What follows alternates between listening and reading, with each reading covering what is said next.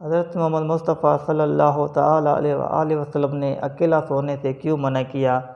رات اکیلے گزارنے اور اکیلے سفر کرنے والوں سنو۔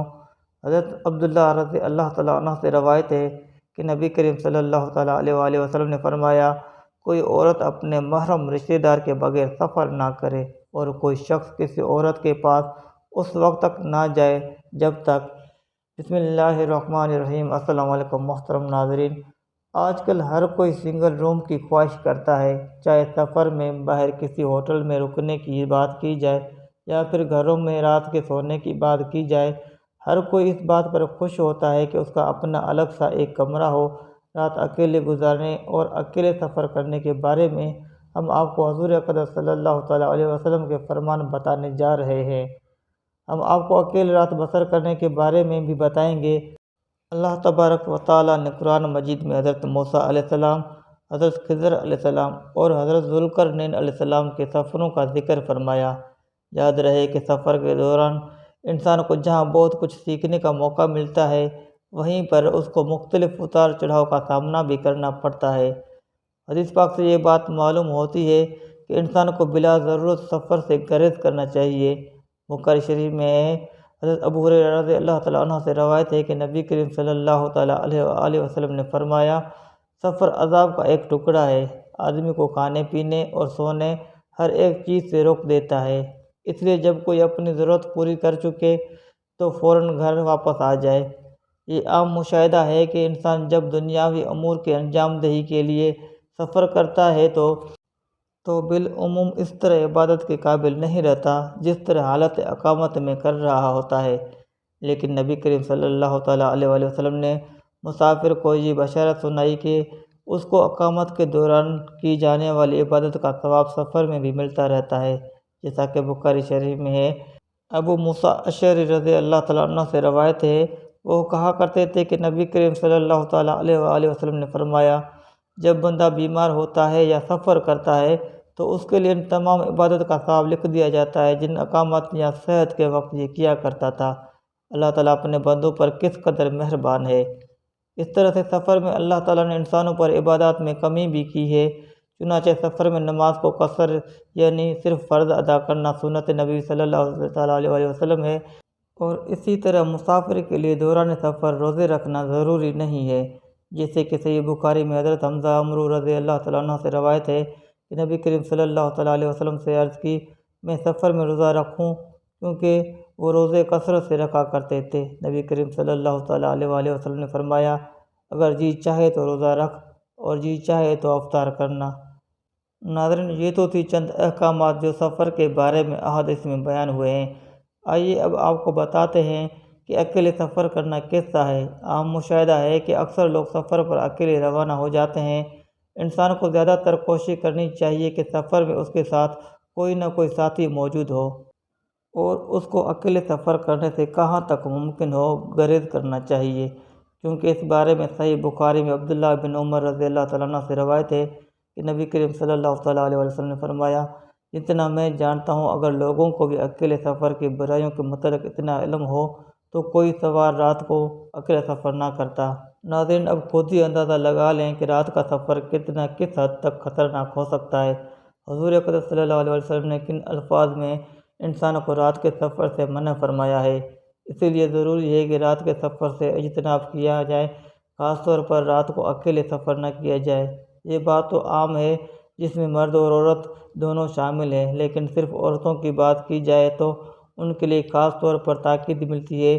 یاد رہے کہ عورتوں کو بھی کئی مرتبہ رشتہ داروں سے ملاقات، علاج یا کسی ضروری کام سے سفر پر نکلنا پڑتا ہے۔ احادیث مبارکہ سے یہ بات واضح ہوتی ہے کہ عورتوں کو مردوں سے بھی کہیں بڑھ کر اکیلے سفر سے اجتناب کرنا چاہیے، اس لیے کہ یہ بات فتنے کا باعث بن سکتی ہے اور ان کی عزت و ناموس کو بھی خطرہ لاحق ہو سکتا ہے، جیسا کہ صحیح بخاری میں حضرت عبداللہ بن عباس رضی اللہ تعالیٰ عنہ سے روایت ہے کہ نبی کریم صلی اللہ تعالیٰ علیہ وآلہ وسلم نے فرمایا، کوئی عورت اپنے محرم رشتہ دار کے بغیر سفر نہ کرے اور کوئی شخص کسی عورت کے پاس اس وقت تک نہ جائے جب تک وہاں کوئی محرم موجود نہ ہو۔ ایک شخص نے پوچھا، یا رسول اللہ صلی اللہ علیہ وآلہ وسلم، میں فلاں لشکر میں جہاد کے لیے نکلنا چاہتا ہوں، لیکن میری بیوی کا ارادہ حج کا ہے، تو آپ صلی اللہ تعالیٰ علیہ وآلہ وسلم نے فرمایا تو اپنی بیوی کے ساتھ حج کو جا۔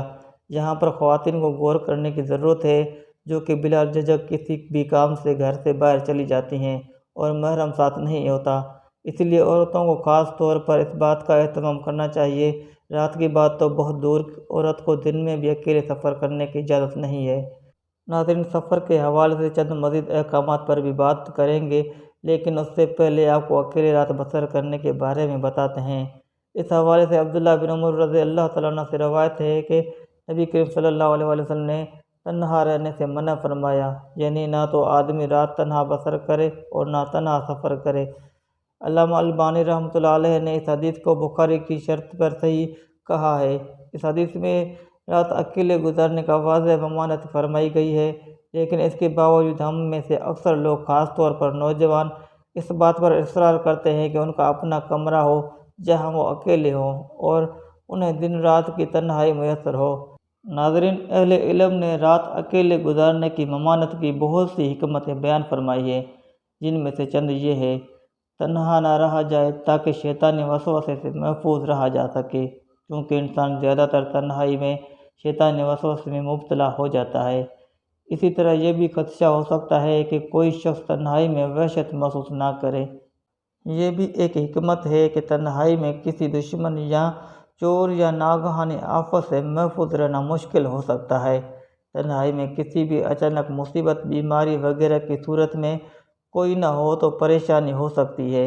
یاد رہے کہ رسول اللہ صلی اللہ تعالیٰ علیہ وسلم کی ہر نصیحت پر عمل کرنے میں خیر ہے، اس لیے بغیر کسی سوچے سمجھے اس بات میں کیا حکمت ہو سکتی ہے، مسلمان کو حضور اقدس صلی اللہ علیہ وسلم کی نصیحت پر عمل کر لینا چاہیے، اور اس میں اس کے لیے بہتری ہے۔ یاد رہے کہ انسان کو اللہ تعالیٰ نے ضعیف اور کمزور پیدا فرمایا ہے۔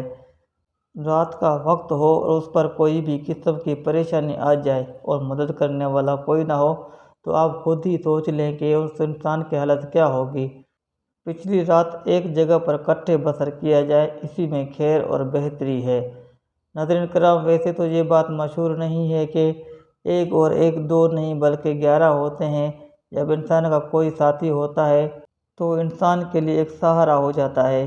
اس لیے چاہیے سفر کریں یا گھر میں رات بسر کرنے لگیں تو کوشش کریں کہ اکیلے نہ رہیں بلکہ کسی کو اپنا ساتھی ضرور رکھیں۔ تو ناظرین، یہ ہے تعلیمات ہمارے حضرت محمد مصطفیٰ صلی اللہ علیہ وآلہ وسلم کی سفر کے بارے میں اور رات اکیلے بسر کرنے کے حوالے سے۔ ہمیں چاہیے کہ ان تعلیمات پر عمل پیرا ہوں اور اکیلے سفر سے اجتناب کریں اور رات اکیلے گزارنے سے بھی باز رہیں۔